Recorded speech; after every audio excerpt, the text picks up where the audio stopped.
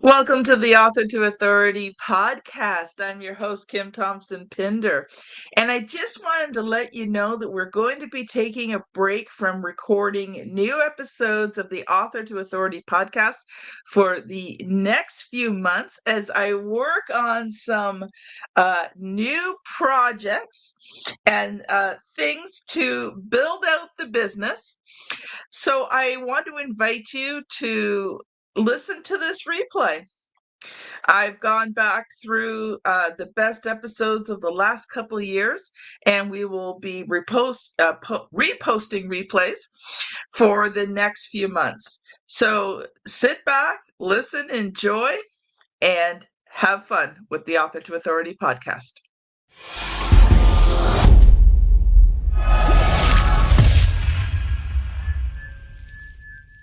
Welcome to the Author to Authority podcast. I'm your host, Kim Thompson-Pinder. And today, I know you may have read the title and thought, how exciting is this one going to be? Editing. But let me tell you that the right editing can make the difference, not only in your books, but in your content between someone taking action or not. So on today's show, we're going to talk about editing, and I hope you stay tuned because if you do your editing right, it becomes a valuable tool that will just take your writing to the next level. So I'm glad to welcome Carrie Pierce here today, and she has written professionally for over 20 years, including building a solid international reputation. During that time, Carrie discovered there was a real need for wholesome, quality children's literature that could also be enjoyed by parents and grandparents as they read aloud. And she understood the concern that parents and grandparents felt as they struggled to find children's stories they could trust and feel good about sharing with their young ones in their lives. And man, I can say amen to that. That was a struggle when my kids were little. Because of that realization, Carrie understands how important it is to keep story time safe. So she really began prayerfully crafting quality stories from the heart that contain important life lessons written in a style that doesn't talk down to children. Welcome to the show, Carrie. Oh, thank you, Kim. It's a pleasure to be with you and your audience today. I really appreciate this opportunity. Well, first of all, we want to get to know you a little bit. So I would love to give you an opportunity to share more about your life, your business story. How did you get into editing and writing? All of these things that kind of make you you. Oh my, no pressure there, right? Well, it's kind of a weird thing is I look back over my life, and I think when you get to be the age that I am, kind of midlife, you do look back and see some clarity where paths maybe led you to where you are today in a way that makes sense, where at the time it did not make sense. When I was a very young girl, even from a young age, I wanted to be a writer. Words fascinated me. Books fascinated me. I love sometimes to just walk around with books. They made me feel important and like I knew something, even though I didn't even know how to read yet. But at that age, to be honest with you, being a writer was actually about as likely as me being an astronaut because I didn't know the first thing about how to go about it. I knew a lot of people struggled to make a living at it. But it was my calling, and I knew it from a very young age. So what I ended up doing was actually going into the film industry because I did not have the discipline at the time to write my story, but I knew how to present my story visually. And so I spent many, many years in the film and TV industry. I did makeup and special effects in the film and television industry. And so I went on to get my certification as an esthetician or skin specialist. And over the years, I started writing health and beauty related articles for midlife men and women. And I wrote thousands of articles. And these articles went all over the world. They were well received. One thing led to another, and I would be asked to guest author an article or something like that. And so all of a sudden, in a very roundabout way, I was writing. And in the course of writing, and you can only write so many thousands of health and beauty articles before you start to get a little burned out, I started turning toward crafting my children's stories and editing other people's writing. And I connected with my dear friend and my business partner at Morgan Pierce Media and Publishing, Sandra Morgan.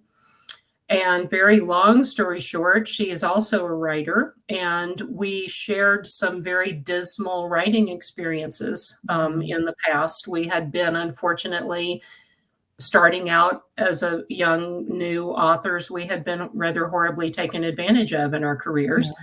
I think that can happen, unfortunately, often. Bad editors, bad promoters, bad publicity people. I mean, we had a lot of really horror stories to share. And from our horror stories, we decided we wanted to develop a publishing house and a service to help authors so they didn't have to have those dismal experiences. So Yeah. that's pretty much it. Yeah. Wow. Wow. I can hear you about the burnout. When I first started RTA Publishing, I did all of the writing. I wrote all of the books. And I think I hit about, I don't know, 100 or so books. I had nothing left. Like, I was burnt out. And It I had happened. already been starting to bring on writing staff, but it hit a point where I was like, I just can't do this anymore. Like, I couldn't even write my own stuff. I was just so burnt out from writing everybody else's stuff.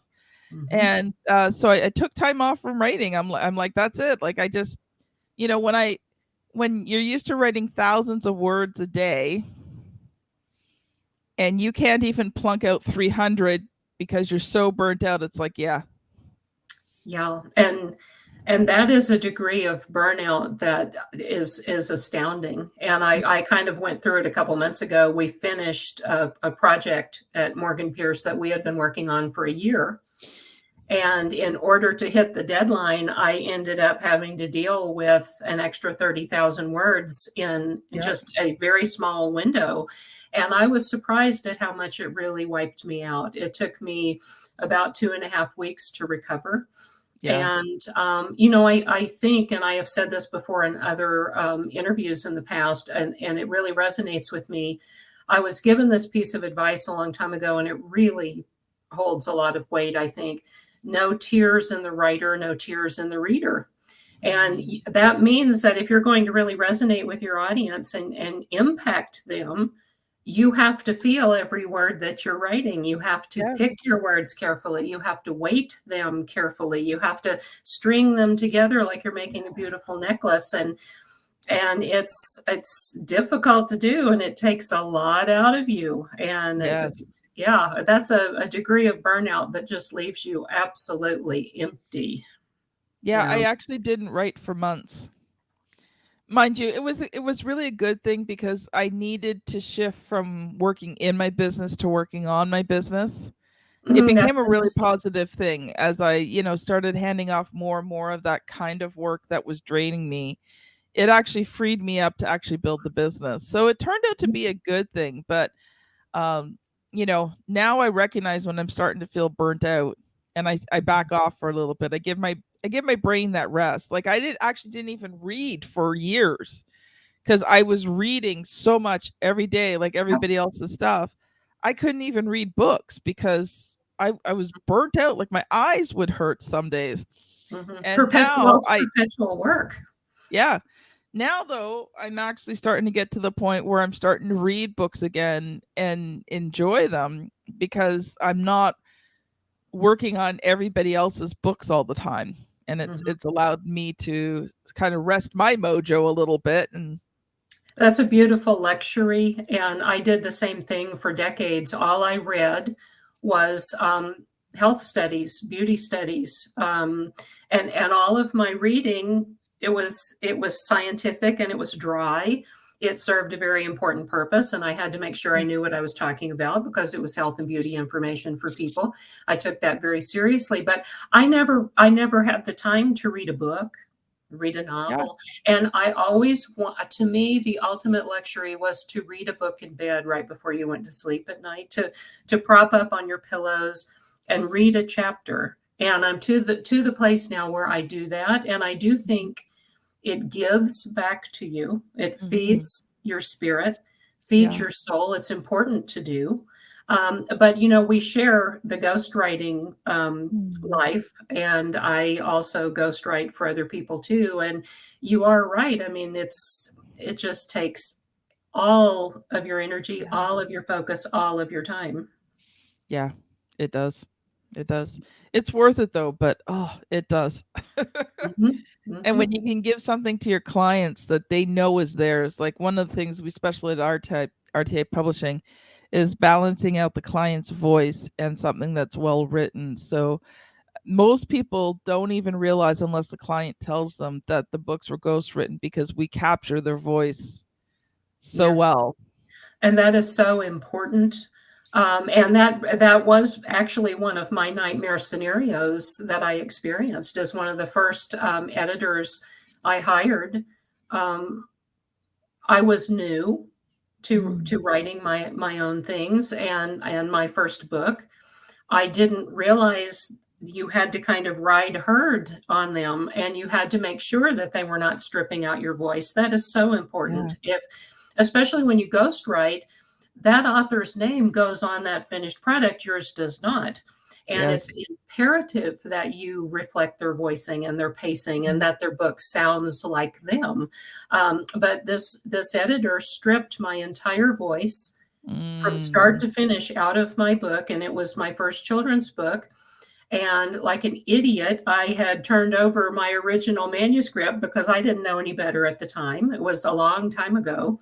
So it took me years to get that manuscript knocked back in line. Yes. And Yeah. it crushed me. It was devastating because it did not in any way sound like me. My character Mm. voicings were gone. It was edited immaculately, but it had no No warmth to it. life. Yeah, no No life. life. It was like a medical journal by the time it Yeah. was done. Yeah, and I think that that actually leads us well into the topic of different types of editing. And I think, audience, here's something that you need to be aware of. If you're writing a book, it's your book. The Yeah. editor's job is to make that book the best it can be. But ultimately, if you feel an editor has changed the book so much that it's no longer your book, Mhm.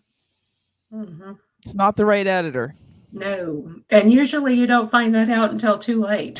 So Well, I think this is where, when you're hiring people to help you with your book, you have to be very on top of them. And I think it needs to be Mhm. very collaborative so that, you're very involved in the process. You're not just handing it over to them and just accepting what they do. I think you really need to, be checking what they do and making sure.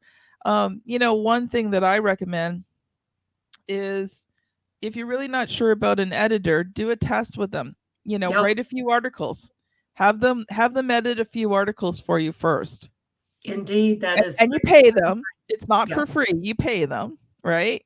Mhm. But you pay them to edit a few articles for you, and you'll very quickly get a sense whether they keep your voice or not. Yeah, that is excellent advice, Kim, and we pass that on as well. I think there are several tests. Of course, you want an editor that understands grammar and the importance of Yeah. punctuation and proper spelling and has a good handle on the language that you're writing Mhm. in. That's imperative. But I think the whole voicing thing and keeping your voice intact is really just as far as I'm concerned, one of the most important aspects of Mhm. shopping for an editor. And you do need to challenge them a little bit. You need to make sure that you need to see how they push back Mhm. on you if they're going to actually hear you. And the other thing, I know that your audience, you have a lot of professionals in your audience. It is your job to bring into your book accurate, factual figures and information, especially if you have a niche or an expertise area. You need to make sure that all of your facts are correct and your Yes. claims are legal and those kind of things. That onus kind of falls on you. But it is so important that the editor respect your knowledge, respect the authority that you do bring to the manuscript, and that works to really hear you and keep your voicing. There does need to be a give and take in terms of Yes. the relationship and the conversation in order for the manuscript to be as polished as possible. Mhm. But you are the author, as Kim said Yeah. earlier. This is your book, and your name goes on it. And once it's out there, it's out there. So Yeah. there's that about that.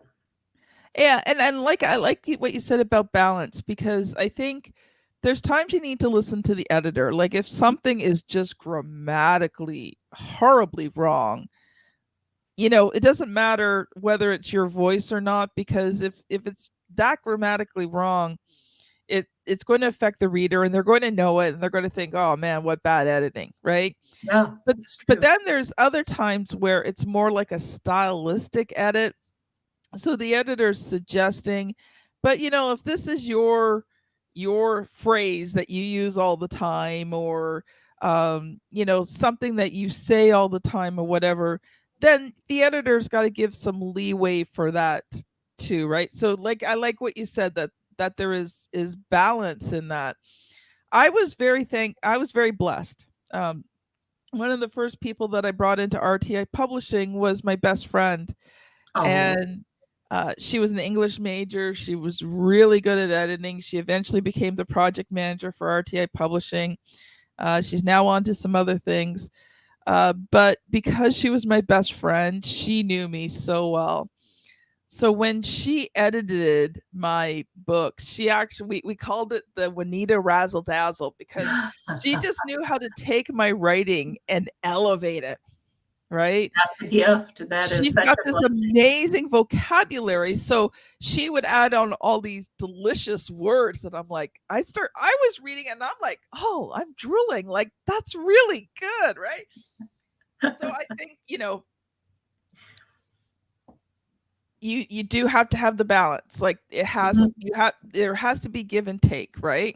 Very much so. And you bring up an interesting point about the use of words, and the way I feel about this, in a sense, is as writers, we pour ourselves into our work. We spend Yes. hours alone every day while the world is going by. We are alone writing with our words. We're very respectful of each word that we pick and how we string them together.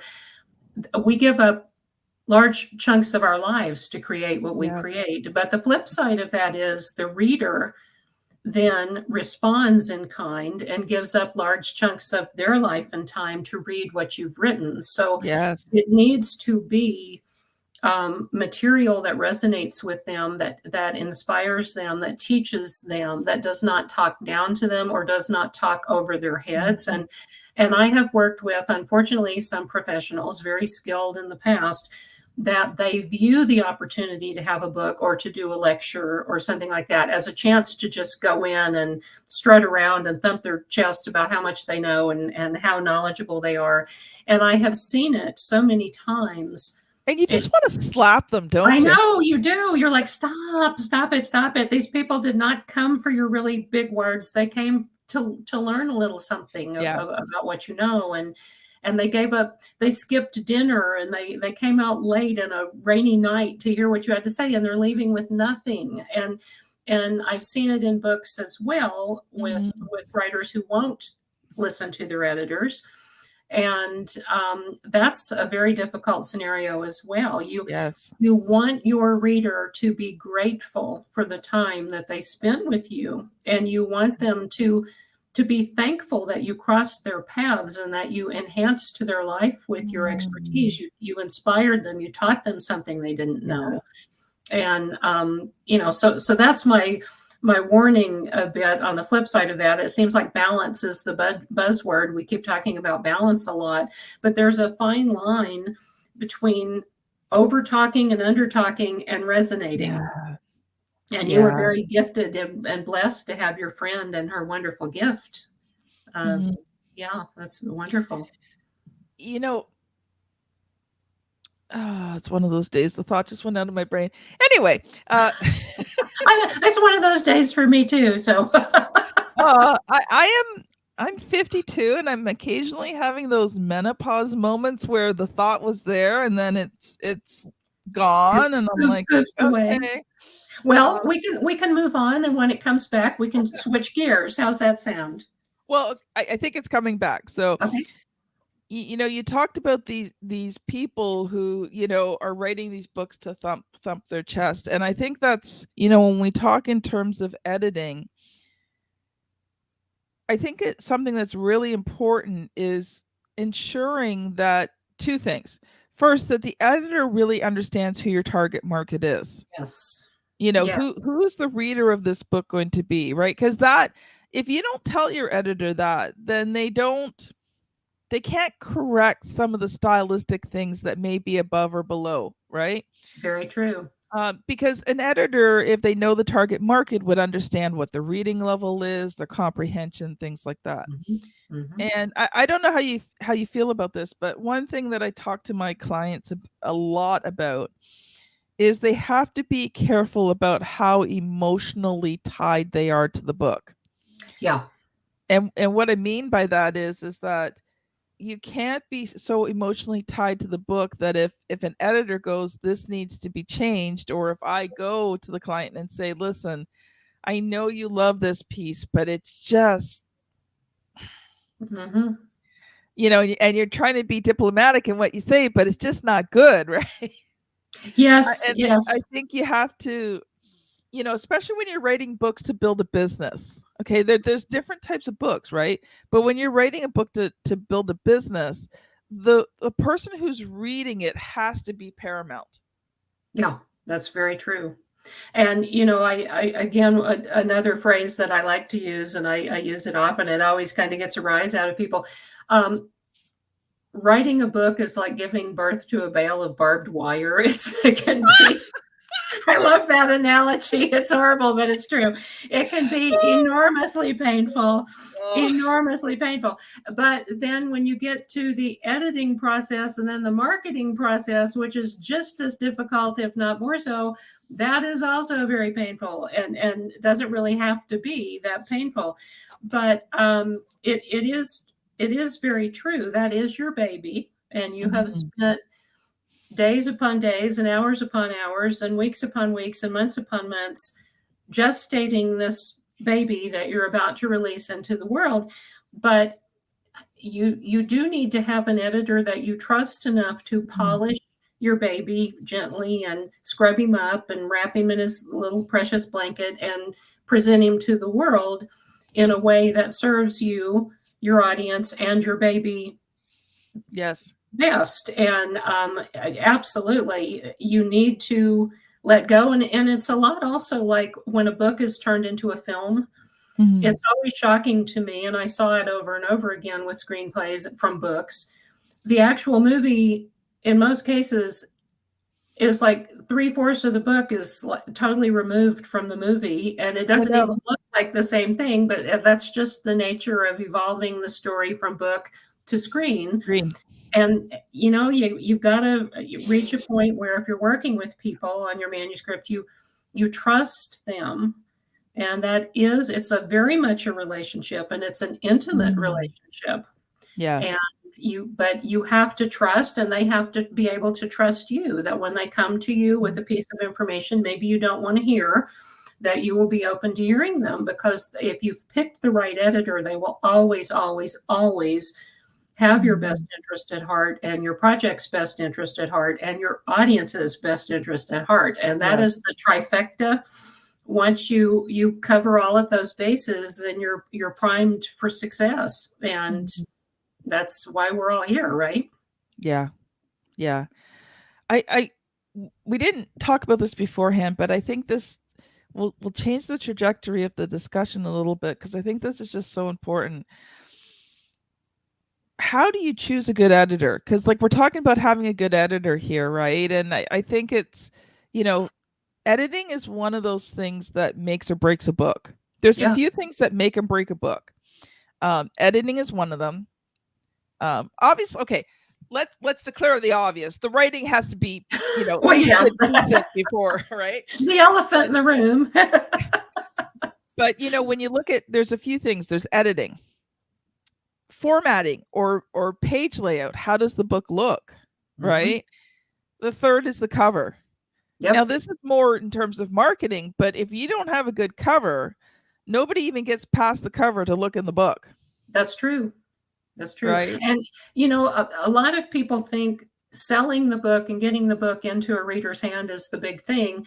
The really big accomplishment is when they've read the last word of the last sentence of the last chapter of your book and they're sad that their time with you has come to an end. So you haven't really achieved anything. People can buy a book, Yes. people can then put it in the Goodwill bin or their garage sale pile, or they can read the Yes, because first they chapter. don't throw them out.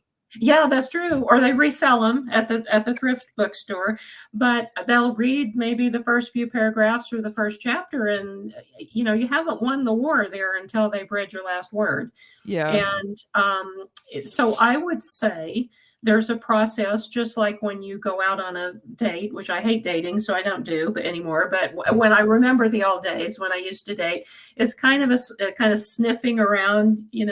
Everybody's on their best behavior at first, but you need to meet them. If in person's great, but if not, a Zoom meeting or several times. You need to ask them very important probing questions. You Mhm. need to get a feel for their personality. Your editor is going to become your partner. And it's Yeah. like being in a relationship, and you're going to have to endure meetings and days with this person, and you're going to have to kick things back and forth, and it needs to be an exchange where you leave feeling heard. And you need to enjoy working with this person. I mean, granted, you're not shopping for an editor for them to become your new best friend, but it needs to No. be an enjoyable, healthy relationship. You don't want a dysfunctional relationship with your editor, because that's going to spill over completely into your finished book.